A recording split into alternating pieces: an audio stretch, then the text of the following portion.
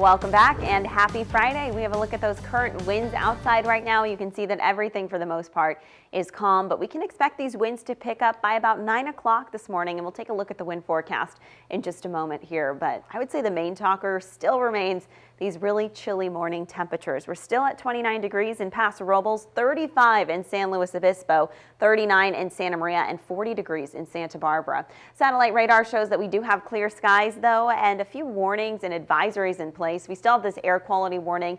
This will be in effect for San Luis Obispo County through 2 o'clock this afternoon. That's that area in gray.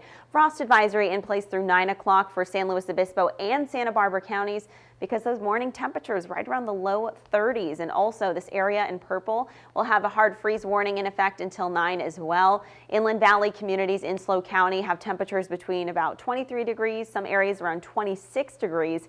And of course, for Cuyama Valley, also under a warning until 9 o'clock. This one's a freeze warning because, of course, those cooler temperatures. So it's chilly out there. You'll want to bundle up if you're getting ready to head out the door. Wind forecast shows right around 9 o'clock we could have some pretty breezy, sustaining winds, close to about 15 to 20 miles per hour. But Santa Barbara could already pick up to about 25 miles per hour by 10 o'clock this morning and stay there through much of the afternoon, even into the early evening. Other parts of the Central Coast, if we take a look at the North Coast, will start to pick up a little bit by 9 o'clock this evening, close to 20 to 25 mile per hour winds. So we're going to remain fairly breezy into early Saturday morning. But your microclimate model shows for today, we're continuing to have those clear skies, and this will be the trend actually through the end of your weekend, possibly into the start of next week before we get the return of some of that marine layer.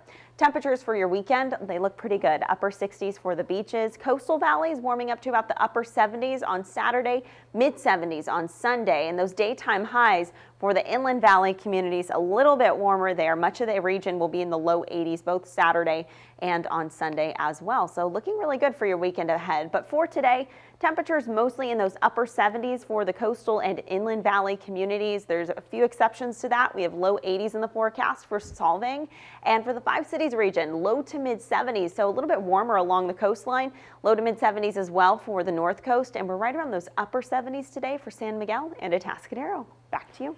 Thanks, Brooke. Time right now is 6:42. Coming up next on Daybreak, President Trump is now facing impeachment proceedings. We'll let you know what's next in Washington.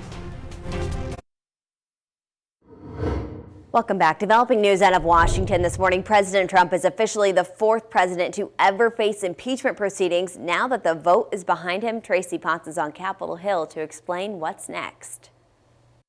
The resolution is adopted with every Republican voting against it and 2 Democrats defecting. Formal impeachment proceedings become a reality. It's a sad day because nobody comes to Congress to impeach a president of the United States. No one. The House vote paves the way for public hearings to begin, despite their protests. And it happened today. It's a sham. Republicans will continue to have input. Their lawyers can ask questions. They can call witnesses with Democrats' approval, and President Trump's attorneys can participate. But some closed-door hearings could still happen.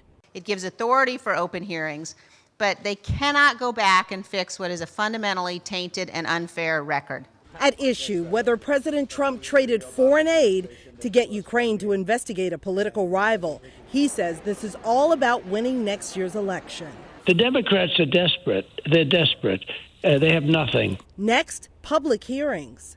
The House and the American public must see all the evidence for themselves. Then the Judiciary Committee decides whether to draw up articles of impeachment. If approved by the full House, President Trump would head to the Senate for trial. Tracy Potts, KSBY News.